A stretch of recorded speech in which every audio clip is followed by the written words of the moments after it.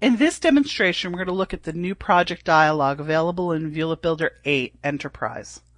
So let's open up a new project, and here's the dialog. Now keep in mind the Enterprise Edition is actually a combination of two other products, ViewletBuilder8 Professional Edition, which provides you all the screen capture capabilities, as well as Viewlet Quiz 5, which provides you access to a bank of 11 plus other different question types.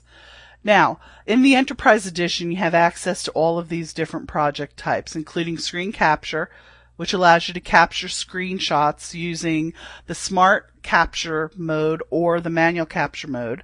Video capture, which allows you to create recordings of on-screen actions and audio in real time using the video capture mode. You can create image projects from images on your system. You can go ahead and import PowerPoint slides to create projects. You have access to that bank of 11 plus additional question types with question projects, as well as the ability to start from scratch.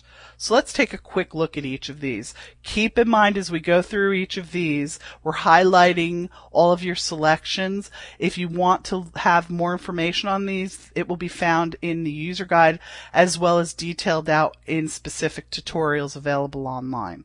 So let's start with screen capture project. We'll go ahead and click create. And in this dialog, you'll find we have two additional tab options. In the capture area, we have the ability to choose the capture area that we want to use for the recording session, as well as determining the slide size. And then we have access to the capture profiles. These are the ones that are pre-installed. These are all of the recording options that you choose for your recording session that are saved into a single profile.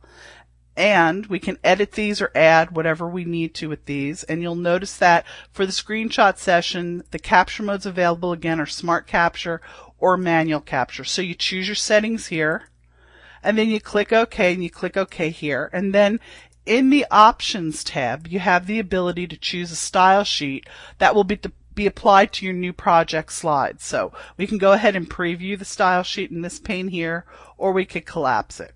So once you choose all those settings for your screen capture project, you just click OK to go into the actual recording session. For the video capture project, let's go ahead and select that and click create. We also have the two tabs available. Again, the capture area that you can set up and determine by any of your capture area methods here. And then your capture profile. Now in this capture profile, it comes pre-installed with just one. Because in this capture profile, since you're doing a video capture, you're only going to have the ability to use the video capture mode unlike the screen capture project, which uses the smart capture method or manual capture, because here you're recording in real time with audio options. So you set up your options here using video capture mode, and then click OK. Click OK again, and then in the Options tab again you can choose a style sheet to use for when it creates the slides. For the image project, let's go ahead and take a quick look at that. In this you have 4 different tabs to choose from. So for images, for example, you can go ahead and select what images you want to include. We'll just choose some of these here just for seeing how this sets up here. And then you have the ability along this toolbar to add more, delete, and so on, as well as set alignment options for how you want it to embed the image as a background frame. Again, you can open up the preview pane if you want to see what the images look like, get an idea. Now in the slide tab, you set up the size of the slide here. For navigation, you have the ability to add slide duration settings, as well as adding pause zones. Again, all of this is fully editable in the project when you're working on it. You can take off durations, change them as far as taking off pause zones and changing durations and so on. And then in the Options tab, again, you have the ability to choose a style sheet. And here now you also have the ability to choose a slide transition that can be applied right from the beginning between these image slides for playback. And again, you can choose not to have them or change them when you're working on your project. Okay, so these are the options when setting up an image project. PowerPoint projects, you have pretty much the same options. Let's go ahead and just take a quick look. Of course, you would load your PowerPoint slides here and have options once it sets here, and you have the ability to stretch them to fill the slide. And you also have the preview pane available. Right now we don't have anything loaded, so we don't have a preview. But again, if you look at the slide, you have the slide options similar to the image project, navigation, the same thing, as well as the ability to choose a style sheet and set slide transitions when it creates the new project.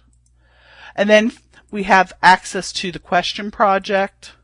In the question project, it's going to be a little bit different because there's a lot of new options available with the release of Vielet Builder 8. Here we can go ahead and add questions from the bank of 11 plus question types to the main timeline. So we choose a scoring mode, and we have the ability to choose a style right here. So we'll click OK, and you'll notice it's going to add the slide to this main timeline. But we also have the ability now to put questions based on scoring mode into question banks, and from these banks pull random questions on playback. So again, that's covered more in the user guide and related tutorials. Here we'll just show you that you can set up a question bank. So we'll call this bank 10. We'll set the scoring mode here to be quiz, and then for scoring we have additional options that we could set up here. We'll just keep those selected and click OK just to see how a bank is added. And then if you want to add questions that can be randomly generated from within a bank, you can create different question banks and then add questions directly into the banks themselves. Now you'll notice we're going to select the question. The scoring mode is already set by the bank, and then we can choose the style to be applied, how it's going to lay out that particular question on that slide. And then we'll click that, and then it will add it to the bank here, and so on. So that's how you would set up that. And then in the slide area, again, you choose the slide size for your particular question project slides, and then options, again, the style sheet you want to apply for these. And then finally you have access to the blank project, which will allow you to create a blank project. You can choose the count of how many slides are created as well as the style sheet.